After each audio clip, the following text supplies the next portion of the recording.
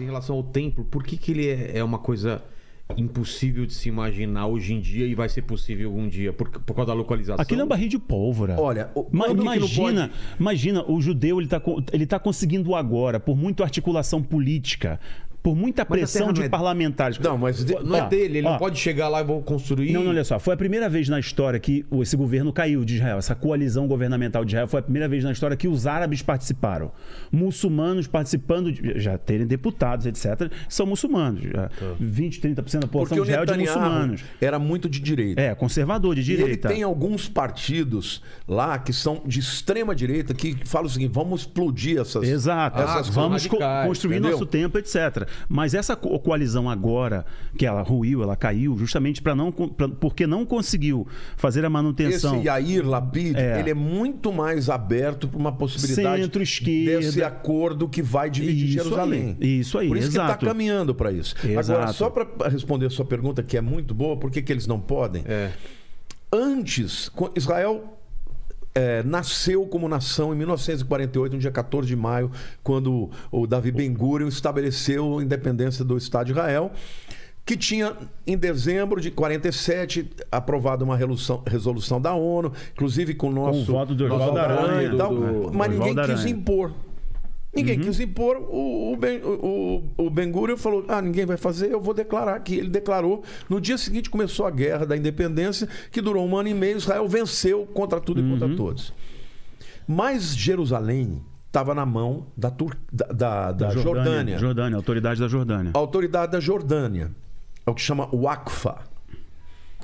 Quando chegou na Guerra dos 6 Dias, Deus deu a vitória para Israel. Israel desceu, os paraquedistas desceram, entraram na cidade velha tocando chofar e tomaram o Monte Moriá.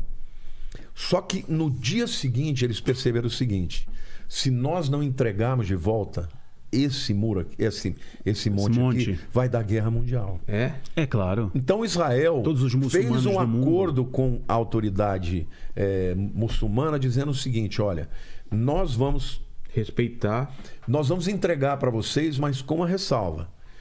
Vocês não podem ter arma aqui dentro. Quem tem arma aqui é o exército israelense. A polícia de Israel que faz a manutenção. Só que faz a manutenção. Só que lá você entra, são os muçulmanos que mandam. Esse é o status quo. Você tem uma ideia, no ano 2000, Ariel Sharon, que era o antigo primeiro-ministro, ele entrou só de ter visitado aquele monte. Foi um pega pra estourou capar. A intifada. Foram 5 anos de guerra por causa disso aí.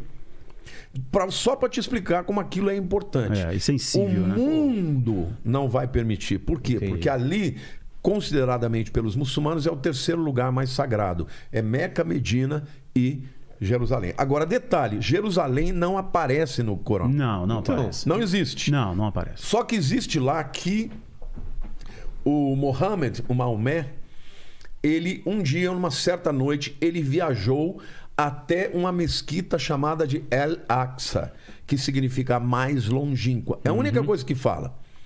Aí, os muçulmanos, depois que Israel voltou para lá, começaram a dizer que a mesquita de El-Aqsa era aquela mesquita que está no monte do templo. Ou seja, esse lugar é nosso também, vocês não podem entrar. Só alguém que esteja de fato empoderado por Satanás, que é o anticristo, para conseguir articular isso. Vai conseguir esse acordo. Coisa impossível, não, mas peraí.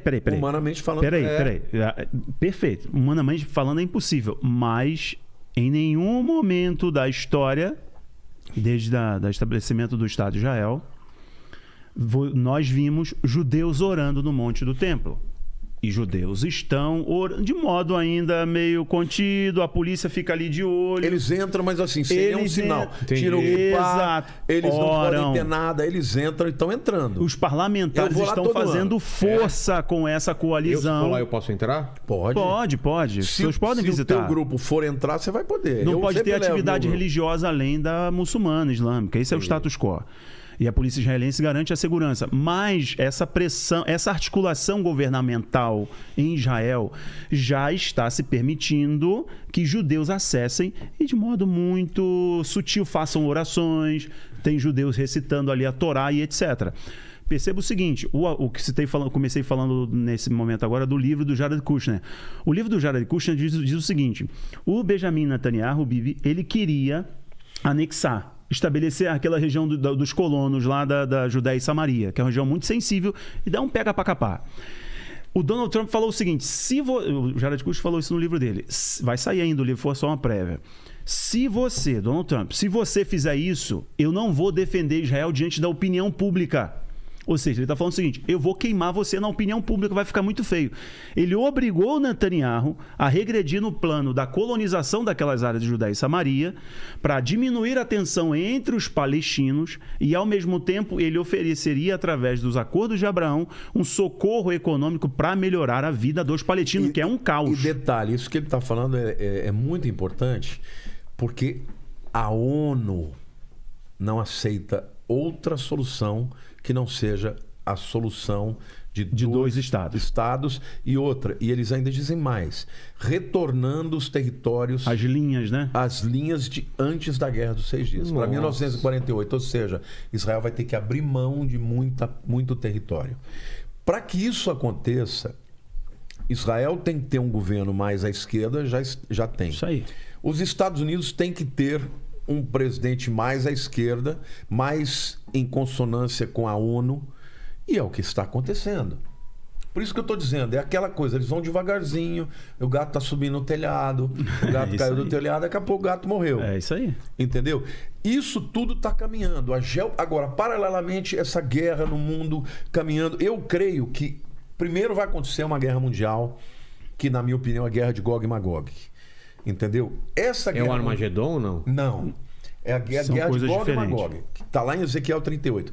Essa guerra vai causar um caos no mundo, que é o pano de fundo necessário para se fazer um acordo de paz. Magog são esses povos que se aliam. Nós estamos falando de Turquia, os persas Irã, estarão inclusos aí, né? Estamos falando de Rússia. São citados pelo nome. Pelo nome. Tá? Pelo nome são os descendentes de Jafé. Entendeu? Eu tenho uma pregação que eu dou todos os nomes, fiz um estudo extenso da etimologia e tudo. Ou seja, quando você vê esses caras, são todos esses que estão hoje aliados. Rússia, China, Turquia, Irã. Índia também, não? Não. Índia não. Não, Índia está do outro lado. Está do outro lado. A Índia está com os Estados Unidos. Tá. Então, agora, você vê que coisa interessante. A Pérsia foi a nação que permitiu que o povo de Israel que estava no exílio voltasse. Sim. Então, quando Ezequiel profetizou, ele falou de uma coisa que na época era um oxímoron, né? Um paradoxo, uma contradição. Por quê? Porque os persas é que libertaram o povo. E falaram, pode voltar, nós te damos dinheiro, te damos cartas. E aí Ezequiel escreve que no futuro os persas estariam ligados a Gog e Magog para invadir Israel. Então você vê como Deus é tremendo. Deus conhece... um período de paz, um período de relativa paz. De relativa paz. Então, quando você olha toda essa galera que está envolvida em conflito de China com Taiwan, Rússia com o eixo Ucrânia, de Magog se alinhando. Irã, é tudo o eixo de Magog, entendeu? Então, na minha opinião, vai acontecer essa guerra mundial que vai ter consequências mundiais, Gog e Magog, que vai tentar invadir Israel e Deus vai intervir. No final disso é que vai haver um acordo de paz. E nesse acordo de paz, Israel vai estar, muito fragilizado, embora vai ter uma vitória acachapante da parte de Deus. O povo vai estar falando, nós precisamos de paz.